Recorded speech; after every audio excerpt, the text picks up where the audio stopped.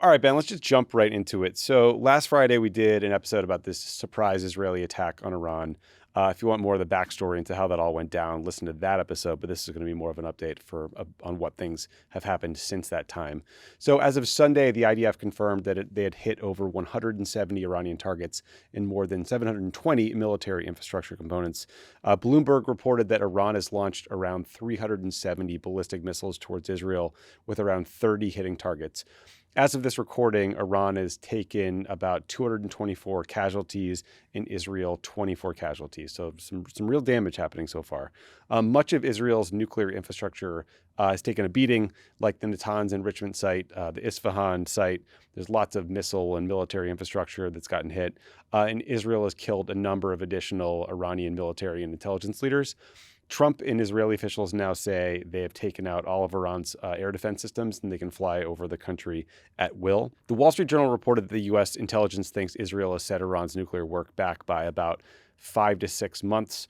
And while U.S. and Israeli missile defense systems have intercepted the majority of Iran's missiles, dozens have gotten through and they've hit in major population centers like Tel Aviv. And so, Ben, as of 2 p.m. Tuesday Pacific time, when we're recording this is not just an active war, but one that is growing and one that is clearly now a regime change operation, not just a limited strike on nuclear infrastructure.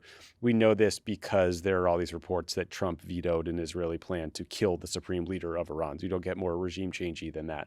And the big question now is whether the United States is going to get directly involved in offensive military operations, meaning are we going to bomb Iran ourselves? So on Monday night, Trump left the G7 meetings in Canada early to head back to Washington for meetings about Iran. Earlier today, Axios reported that, quote, Trump is seriously considering joining the war and launching a U.S. strike against Iran's nuclear facilities, especially its underground enrichment facility in Fordow. That is the facility we talked about on Friday that's buried deep into the side of a mountain. And military experts think it can only be destroyed by a series of bombing raids with America's massive 30,000-pound bunker buster bombs, which can only be carried by U.S. bombers. Israeli officials tell Axios they believe Trump is going to join the fight. We'll see. That could be wish casting. But if Trump does get more involved, it will likely be because of the inexorable push towards war that presidents of the United States feel because of voices like this. If diplomacy is not successful and we left with the option of force, I would urge President Trump to go all in to make sure that when this operation is over, there's nothing left standing in Iran regarding their nuclear program. Well, as President Trump said on Friday morning that he had given Iran 60 days to make a deal, and that was day 61. Talks on day 63. You know that. I mean, this wasn't really a hard deadline. He gave them 60 days, and on day 61, the strikes began. You know, sometimes when you see evil, it's actually evil. Wouldn't Israel be doing the United States and the West a favor by taking them out? And if we had an ally country that's trying to destroy the regime, or at least their nuclear weapons, I think we'd be appreciative of that, don't you? I think so. So that was Senator Lindsey Graham, Senator Tom Cotton, and then radio host, Fox News personality Mark Levin. Boy, Tucker Carlson is right. He has a horrible voice. So, Ben, we're going to dig into lots of different pieces of all of this. But I just want to start by asking you about any kind of big picture takeaways from you since we talked on Friday, and then kind of where you are on whether you think Trump is going to get us directly involved in this war offensively or not. Yeah, a couple big picture things. I mean, first, I think it's really important to say that there's no reason that this war had to happen now. I'm struck, Tommy, that since Israel launched what it called a preemptive strike, they didn't even go through the exercise of putting out cooked up intelligence suggesting that the Iranians were just about to weaponize, a nuclear weapon.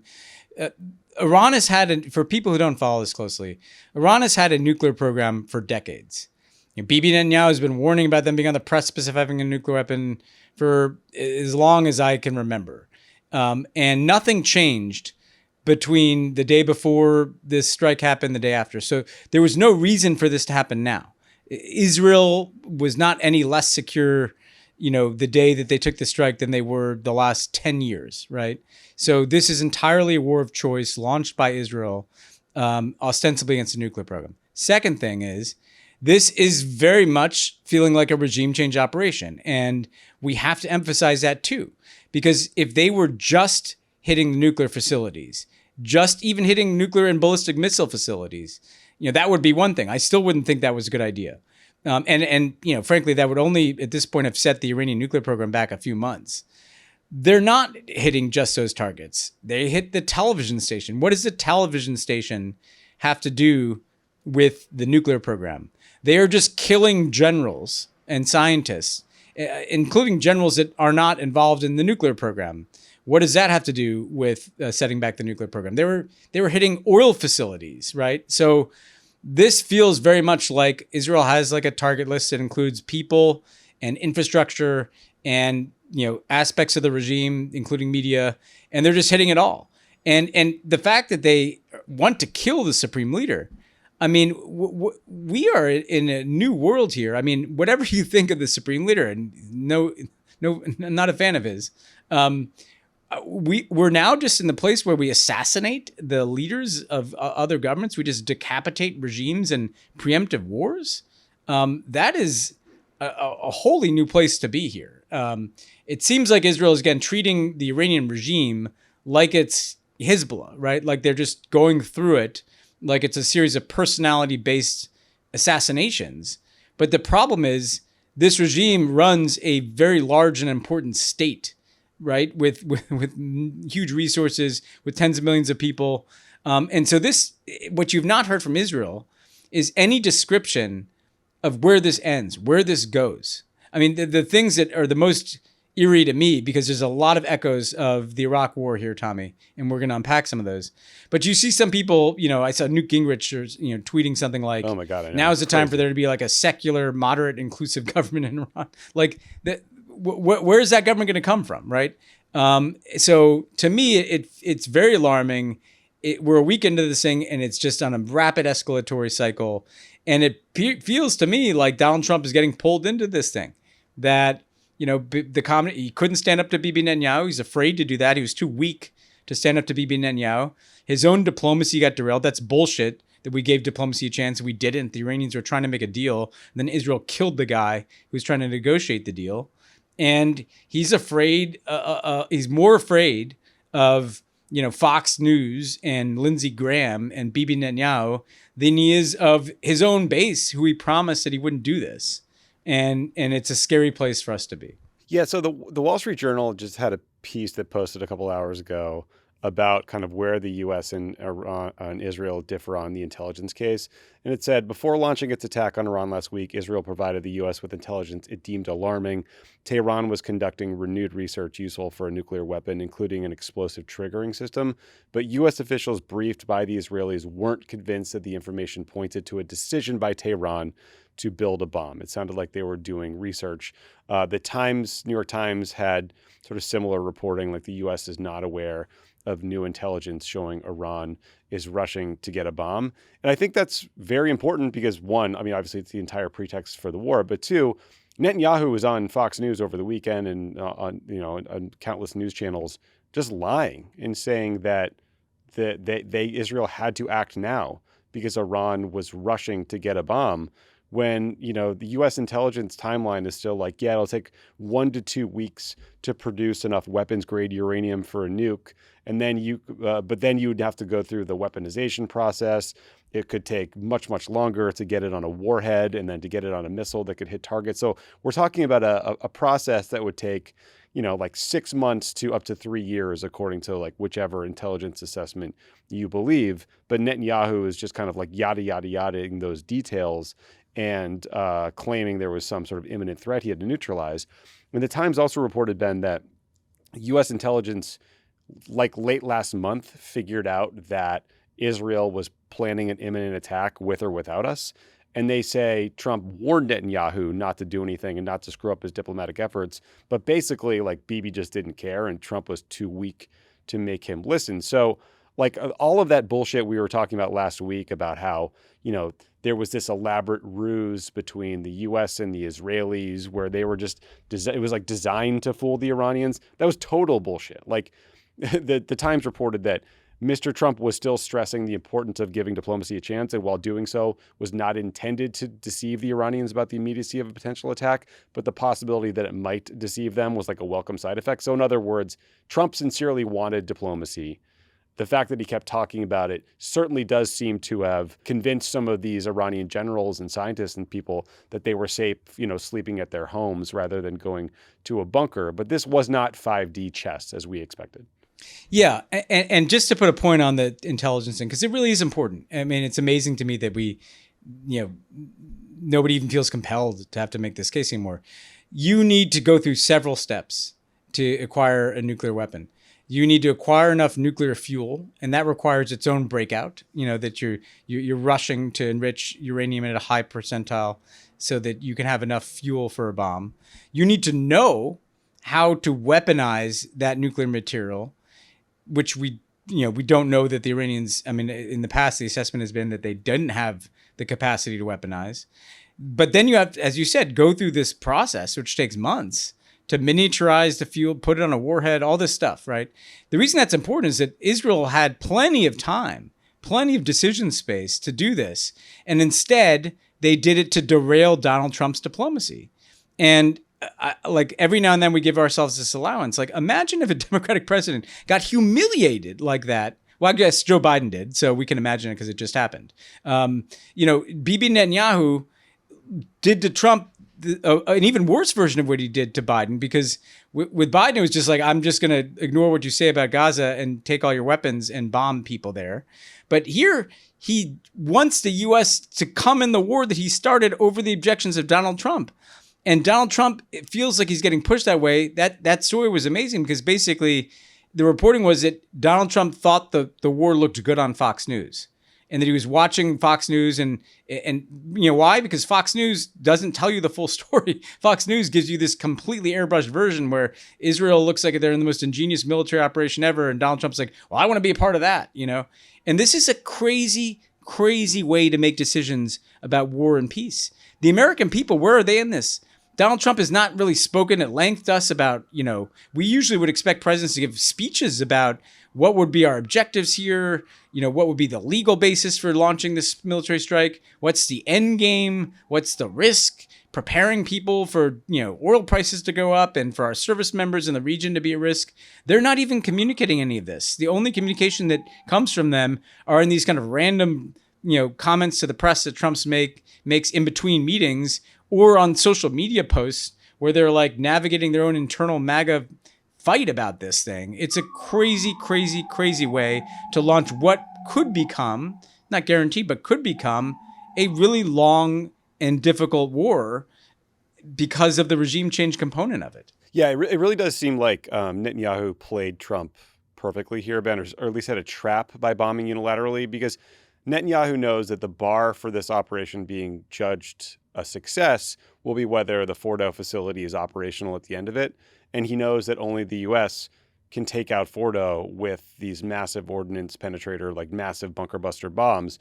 So either the U.S. does his dirty work for him and eventually joins this war, or he can blame Trump for it not being fully successful, right? So like Trump's feels trapped by the Fox News coverage that I want to talk about in a second.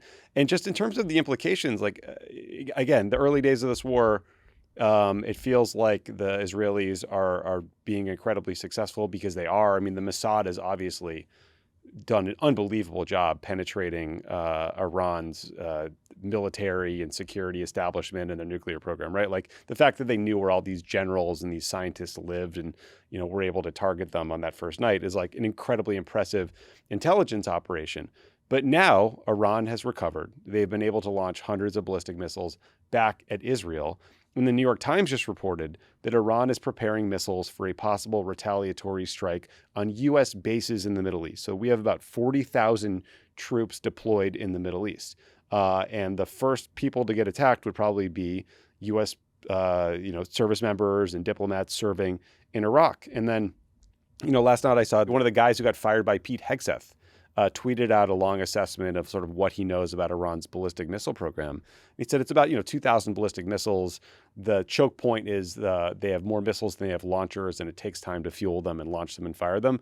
But he said, as far as he can tell, Iran seems to have held back using some of its most advanced hypersonic missiles with the biggest payloads, possibly because they wanted to keep them in reserve to target U.S. interests if we get involved as some sort of deterrent. So that is some very ominous reporting from the New York Times right before we started recording. Yeah, and we talked about some of this a few days ago, but there's what Iran could do in response, right? The ballistic missile strikes that have already taken lives in Israel, the strikes that they could do against U.S. bases and facilities that could endanger our personnel, strikes that they could launch. I mean, one of the reasons why the Arab states have come out vociferously against what Israel's doing, I think that's in part because they know that Iran could just bomb Saudi oil fields, as they've done in the past, to try to just completely disrupt the global economy. Because if they're going down, they're going to take everybody down with them. That's still a possibility. They could obviously launch terrorist attacks in different places. They could attack, they could, like, even though their proxies are weakened, they could do things in Iraq. But even beyond that, I think the important point is the Strait of Hormuz too. I mean, there's a lot of things, right? Yes. Just fuck up the global economy. Exactly right. But the other thing is the regime change part is what's so important here, because in a way, the more robust this Israeli war and maybe U.S. Israeli war is, the bigger the danger. Because what if you do take out the regime? What if they do kill the supreme leader? Well, who's going to be in charge of Iran? And what we've seen in the past, I mean, Trump says that the skies, we totally own the skies over Iran. Guess what? We totally own the skies over Iraq. We totally own the skies over Afghanistan. We totally own the skies over Libya. And how did that turn out? This stuff always looks like, when it looks like a video game in the first few days, the same fucking people. And it's the same people. It's like Lindsey Graham and Tom Cotton and all these people that supported the Iraq war that have, every problem in the Middle East is a nail and they reach for the hammer. The messier it gets, the more unpredictable it gets. And you more unforeseen the consequences, and the more you get dragged in, because there's a cycle of logic. Well, we bomb the Fordo thing, and then let's say they take out the Iranian regime, and then it's like, well, we need the U.S. to go in there and help stabilize, make sure that the oil fields are secure, mm-hmm. And then are there going to be U.S. troops in Iran, right? I mean, these are going to be questions that could be on us soon, and again, like, nobody's explaining what the end state of this military action is. By the way, the Iranian nuclear program would be set back about a year if they blow up Fordo. They still know how to do all this stuff. They could take that underground, and then what? Are we just going to keep bombing, and we're just kind of be in this open-ended state of war in Iran? Never mind how that looks internationally. Never mind all the humanitarian issues. So there's just so many questions that nobody's answering. And again, we've talked about how Trump shifted the Republican base, the MAGA base, into more of an anti-war direction because he correctly, I think, identified and channeled anger at the post-9/11 regime change wars. But the legacy Republican media has not adjusted at all. Like Fox News, watching Fox this past week, and I watch it most days all day, has given me flashbacks to like 2003 and the run-up to the Iraq War. So like if you watch it, Fox, it's nonstop IDF, handed out propaganda B-roll of airstrikes. It's interviews with hawkish voices and neocons and like the Israeli ambassador to the U.S. You got Brett Baer doing softball interviews with Netanyahu, where Netanyahu is just like spewing lies about the Iranian nuclear program and the timeline and getting no pushback. And then, Ben, what was fascinating to me, though, was I caught an interview by Steve Bannon of Tucker Carlson. We'll play more of it in a minute. But they were talking about Fox's coverage. And this from Tucker Carlson about Fox's coverage jumped out at me. Some of the same voices at the Fox platform the Fox platform is just, it's so disgraceful. There's so many good people at Fox. I worked for the Murdochs for, all in over 20 years. I always liked them. I like them now. I'm not attacking them personally, and tons of people at Fox are my friends. But the one theme that runs longitudinally through the history of Fox is the promotion of wars that don't help the United States. And I don't know why is that? It's the owners are committed to that vision. Most of the time it's fine, but when it really comes down to it, when it's a question of whether U.S. military power will be exerted on behalf of a foreign country thousands of miles from here, they are all in, and anyone who stands in the way will be destroyed. I don't think it's personal, by the way. So that was spot on from Tucker Carlson, someone who would know. But it's not just Fox, Ben. Matthias Dopfner, who's the CEO of Axel Springer, which is like the big sort of media conglomerate that owns Yeah. Politico. He wrote this op-ed. They linked to it in Politico Playbook, so I read it. Here's a graph from it. It is therefore surprising that Israel is not being celebrated worldwide for its historic, extremely precise, and necessary strike against Iranian nuclear weapons facilities and for the targeted killing of leading terrorists, but that the public response is dominated by anti-Israel propaganda. Now, this is a CEO. I don't think he's like editing, news copy when it comes in or anything. But like, I don't know. If you work at one of his publications, you know damn well that critical coverage of this war is not going to be welcome. Yeah, and this has been part of, the way in which we got into the Iraq War, which again was not about Israel, right? That was just the U.S. doing something really fucking stupid on its own, was in part having advisors who didn't understand, these countries that they were going to invade and, reconstruct, what Donald Trump said, right? Like we sent the nation builders over there. We thought we could, build a government in the Middle East in a culture we didn't understand. But it was also this kind of xenophobic cheerleading media that, made, was just 100% behind taking us into war.